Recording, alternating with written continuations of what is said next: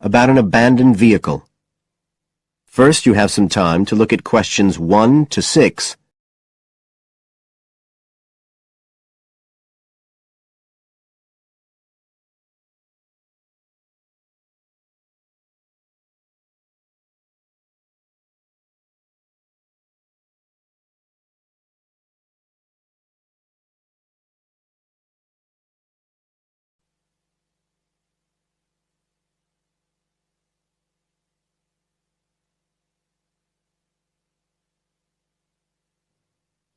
Now we shall begin. You should answer the questions as you listen, because you will not hear the recording a second time. Listen carefully and answer questions 1 to 6.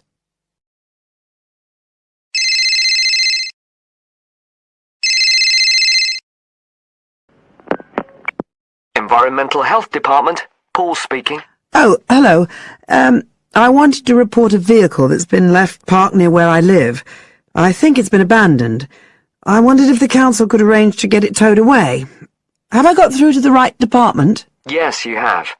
If I could just take a few details. Your name, please? Mrs. Shepherd. Thank you. It's not my vehicle, though. I just thought someone ought to report it. No, that's fine. What I need to do is take some details first, then we can decide what to do about the problem. Oh, I see. So the next thing I need to know is your address. Right, it's 41 Lower Green Street. Yes? Barrowdale. And the postcode's WH4 5JP. Fine. And if I could just ask for a telephone number? It's 01778 552387. I'm out quite a lot, but you can just leave a message on the answer phone if you need to. Or I could give you my mobile number. That's all right, don't worry. Now, could you tell me a little more about this vehicle? You say it's been abandoned. Well, it certainly looks like it. Can you give me an idea of where it is? Yes, it's near the main road that goes through Barrowdale. Is that the A69? Yes, that's right. Now, there's the primary school just towards the end of the village, and then next to that, next to the children's playground, there's a field, and it's in there. Oh. I wonder how it got in there. Well, there's a gate to allow farm machinery in and out. I thought something ought to be done about it. The children from the school might start playing in the vehicle and lock themselves in or something. Yes, you were quite right to report it. And what type of vehicle are we talking about here? It's a van, actually. You know, the sort with just a couple of little windows at the back. Right. You don't happen to know the make and model, do you? Oh, yes. I went and had a look and got all the details. I thought you might need them. I'm surprised the school hasn't contacted you about it. Anyway, I wrote the details down. Right. It's a Catala, and the model's a Flyer 2000. Is that Flyer? That's right. Very good. And the colour? Well, it's not all that easy to see because it's absolutely filthy. And actually, it looks as if it's had a paint job at some stage. It's blue, but you can just see white underneath where it's been scratched. Right. Well, I'll just make a note of the present colour, and if you could just tell me the vehicle number. Did you make a note of that? Oh, yes. It's S322GEC. Okay. Before you hear the rest of the conversation, you have some time to look at questions 7 to 10 on page 128.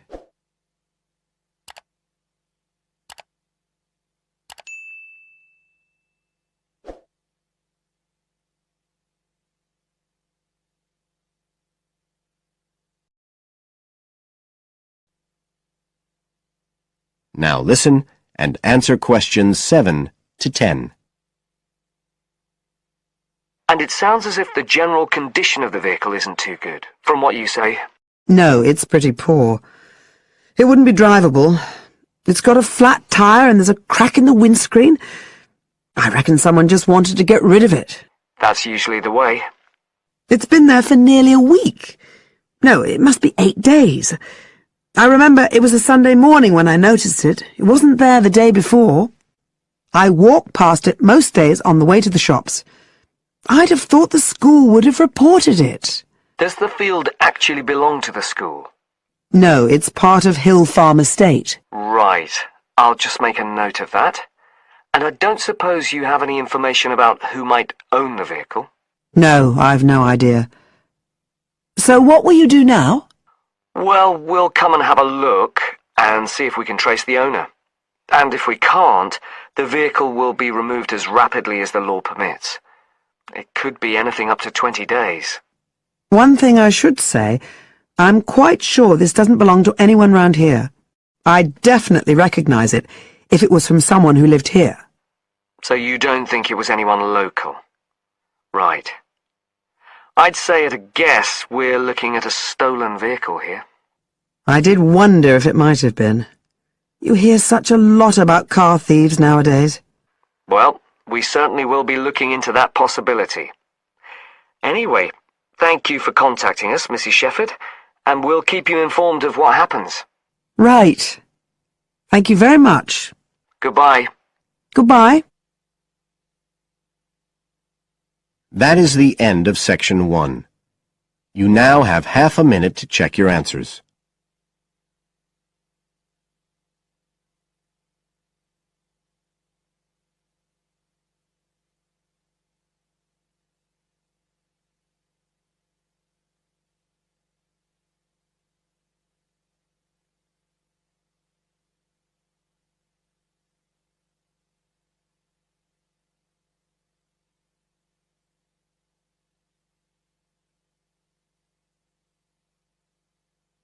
Now turn to Section 2. Section 2. You will hear a tour guide talking to a group of tourists who are visiting a historic town on the east coast of the USA. First, you have some time to look at questions 11 to 17 on page 129.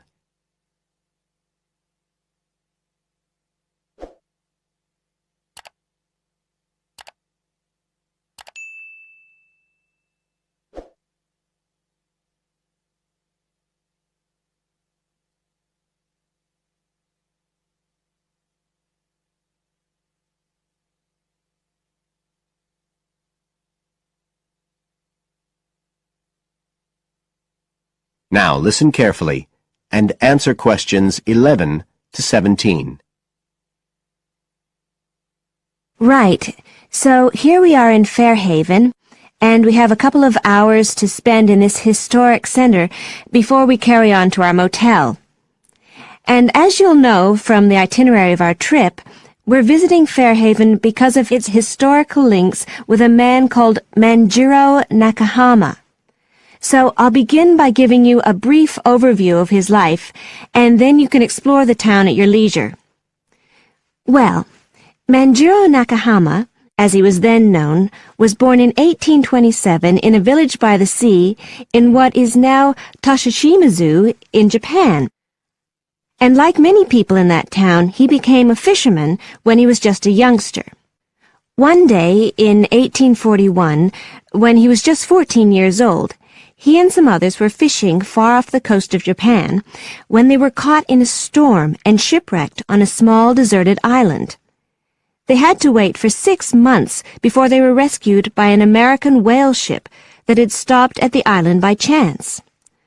4 of the 5 Japanese were put ashore in Hawaii, but Manjiro had become friends with the captain, William Whitfield, who came from the town of Fairhaven, where we are now, and he chose to remain aboard and to return with the boat to the USA. So Manjiro unwittingly became the first Japanese ever to set foot on American soil.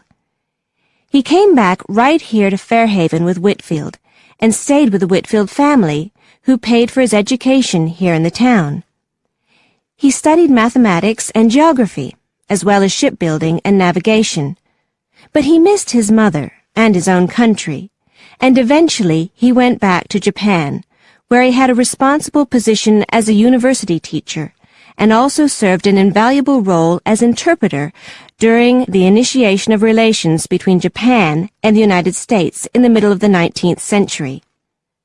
But the most interesting thing is that the links between Toshishimizu and Fairhaven have remained and grown stronger over the years, in spite of the distance between them. And in fact, the two places now have the official status of sister cities. Both places are ports, so in fact the inhabitants have a lot in common. There have been a number of visits by the inhabitants of Toshishimizu, in particular at the time of the festival, which is held every 2 years here in Fairhaven to celebrate the life and achievements of John Manjiro.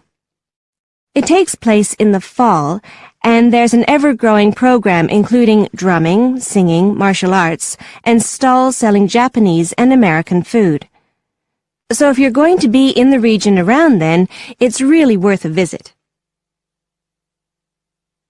Before you hear the rest of the talk, you have some time to look at questions 18 to 20 on page 129.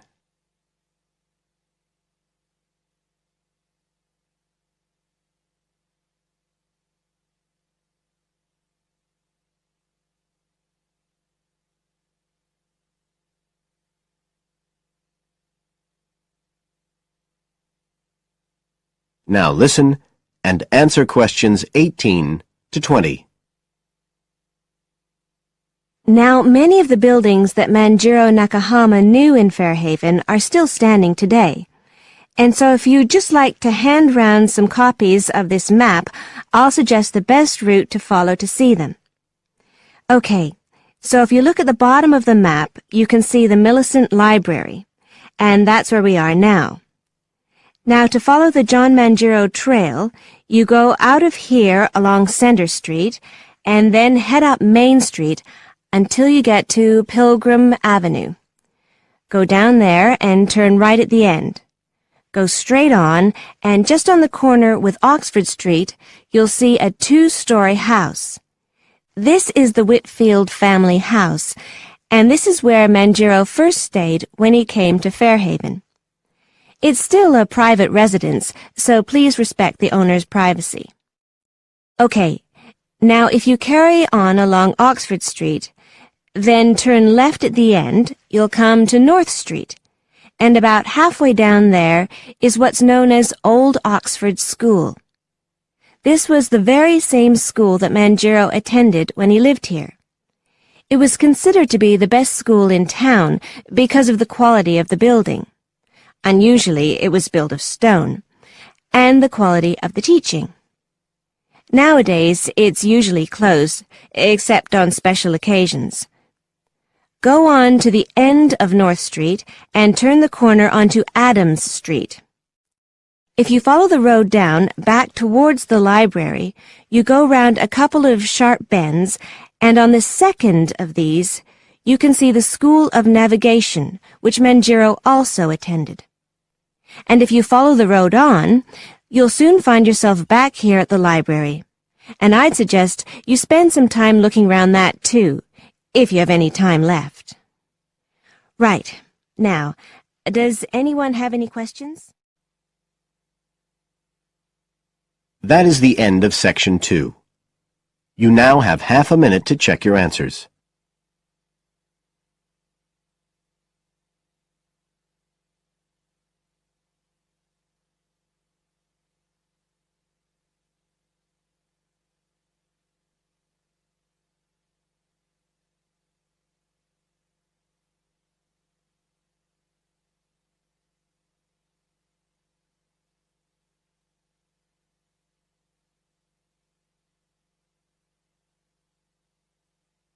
Now turn to Section 3.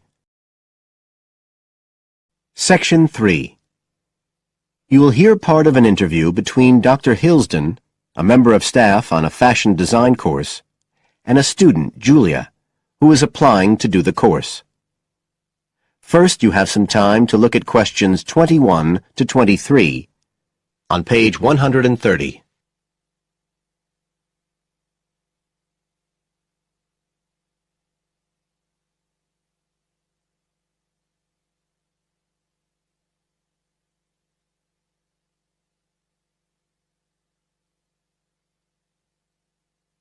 Now listen carefully and answer questions 21 to 23. Right, Julia. So, from your CV and portfolio, and what you've already told me, you seem to be very much the sort of person we're looking for on the postgraduate course. So tell me, you finished your fashion design course in London 4 years ago. Did you think of carrying straight on and doing a higher degree at the time? Yes, but there were financial pressures. So I ended up working in the retail industry, as you can see from my CV. And actually it was a very useful experience. In what way? Well, I was lucky to get the job with Fashion Now. They're a big store, and one of my priorities was to get as much experience as possible in different areas. So that was good because I had the chance to work in lots of different departments. And having direct contact with the customers meant I was able to see how they reacted to innovation, to new fashion ideas. Because with Fashion Now, a designer might show something in New York or Milan, and there'll be something similar in the shop within weeks. So that was probably the most useful thing for me. Right. And so what's made you decide to do a postgraduate course now? Well, while I enjoyed working at Fashion Now, and I learned a lot there, I felt, well, the way forward would have been to develop my managerial skills, rather than my skills in fashion design, and I'm not sure that's what I want to do.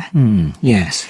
When I was doing my degree in London, I'd been interested in women's wear, but I know that there's been a lot of work done in areas like new fabric construction, and though I'm not intending to go too deeply into the technology, I'd be very interested in looking at how new fabrics could be used in children's wear, so I'd like the chance to pursue that line.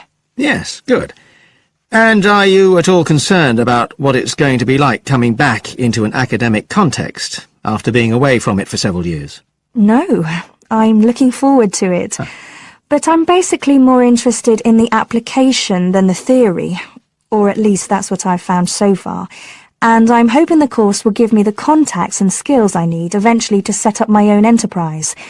I'm particularly interested by the overseas links that the department has. Yes, many of our students look overseas or to international companies for sponsorship of their projects.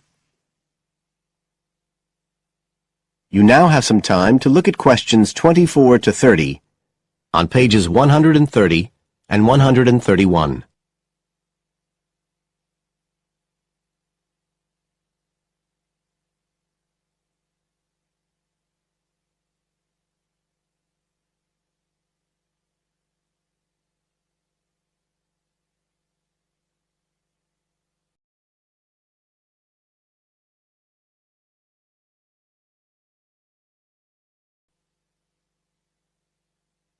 Now listen and answer questions 24 to 30. And the facilities here look excellent. I just went to look at the library. It's really impressive. There's so much room compared with the one at my old university. Yes, most students find it's a good place to study. And there are link-ups to other universities, of course, and all the usual electronic sources. The staff run an information skills program, which we recommend all postgraduates do in the first week or two. Design students find these special collections particularly useful. Yes. Then we have a separate computer centre, which has its own academic coordinator, Tim Spender. He's got a background in art design, and the ethos of the centre is that it's a studio for innovation and creativity, rather than a computer laboratory. Oh, right. I liked the study spaces where students can sit and discuss work together. Very useful for joint projects. We always had to do that sort of thing in the cafeteria when I was an undergraduate. And I read in the brochure that there's a separate resource for photography. Yes, it's called Photomedia. It's not just for photography, but things like digital imaging and new media. It's a resource for all our students, not just fashion design. And we encourage students to work there, producing work that crosses disciplinary boundaries. It's well used. In fact, it's doubled in size since it was set up 3 years ago. And we also have an offshoot from that, which is called time-based media. This is for students who want to develop their ideas in the area of the moving image or sound. That's in a new building that was specially built for it just last year. But there are plans to expand it, as the present facilities are overstretched already. Right. Now, is there anything you'd like to ask about the course itself? I know it's a combination of taught modules and a specialist project, but how does assessment fit in? Well, as you'd expect on a course of this nature, it's an ongoing process. The degree course has 4 stages, and there are what we call progress reviews at the end of each of the first 3. Then the final assessment is based on your project. You have to produce a report, which is a critical reflection on your work. And is there some sort of fashion show? There's an exhibition. The projects aren't all focused on clothes as such. Some are more experimental, so that seems more appropriate.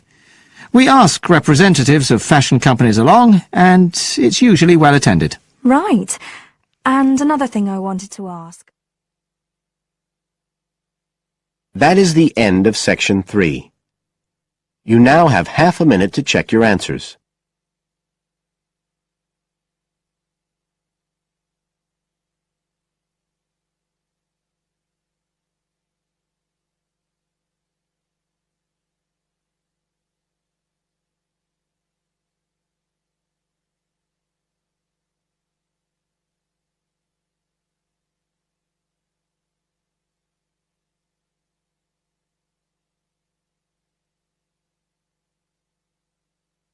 Now turn to Section 4. Section 4. You will hear a lecturer talking about the importance of laughter. First, you have some time to look at questions 31 to 40 on page 131.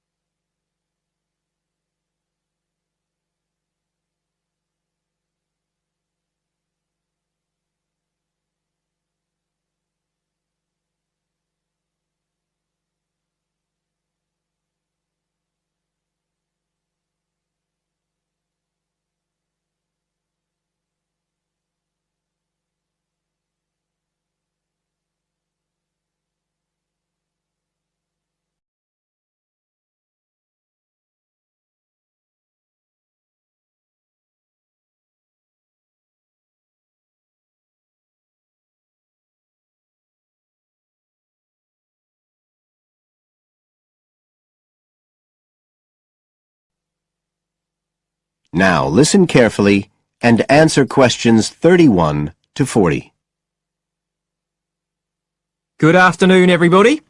And in our second talk on social psychology, I want to look at the role of laughter in our lives, something that usually gets everyone smiling from the start. So, first of all, I'll start by looking at the actual nature of laughter. Well, when someone laughs, you've got movement of the muscles of the face and the chest, and you've got sound formed when the air's forced out of the body as part of this process. So we're talking about a physical activity. But obviously, other things are involved as well, and this is where it gets more complicated. Laughing isn't something that you normally decide to do, so it's not voluntary behaviour like ordinary speech. Instead, it's regulated by our instincts, rather like the singing of a bird or the roaring of a lion. And once you start to laugh, it can be quite hard to stop. That's not always under your conscious control either. But why do we laugh? Because we find something funny, most of us would say. But in fact, it appears that laughter has little to do with jokes or funny stories. Only about 10% of laughter is caused by things like that. One suggestion is that human laughter may have originally started out as a shared response to signal relief at the passing of danger. And it's true that even these days, laughter's rarely an activity carried out by an individual on his or her own. In fact, people are 30 times more likely to laugh when they're with other people than when they're completely alone. Laughter still seems to be a kind of social signal. It occurs when people are in a group and they're comfortable with one another. and it seems likely that laughter can result in the creation of bonds between the people in the group. And it's precisely because of this social aspect of laughter that people like public speakers and politicians often try to get their audience to laugh. It encourages their listeners to trust them and to connect with them.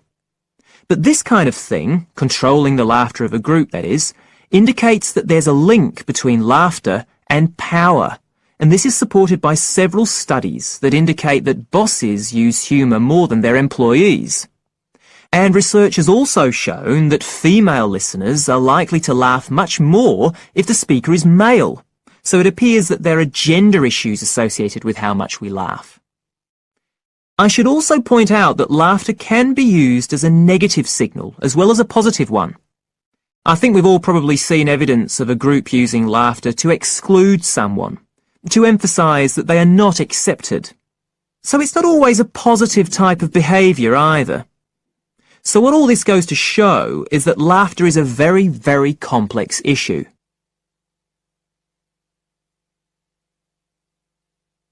It does appear, however, that laughter has definite benefits. If we look first at the psychological aspects, we know that people often tend to store negative emotions such as anger, sadness and fear, rather than expressing them. And it seems that laughter provides a harmless way for the release of these emotions. But there are also clear physical effects that have been monitored too. For example, laughter is good aerobic exercise. It speeds up heart rate and respiration and raises blood pressure. One researcher suggests that 100 laughs a day is the equivalent of 10 minutes jogging. Laughter also helps prevent the stress that so many people suffer from today, which results from the faster pace of life and all that goes with it.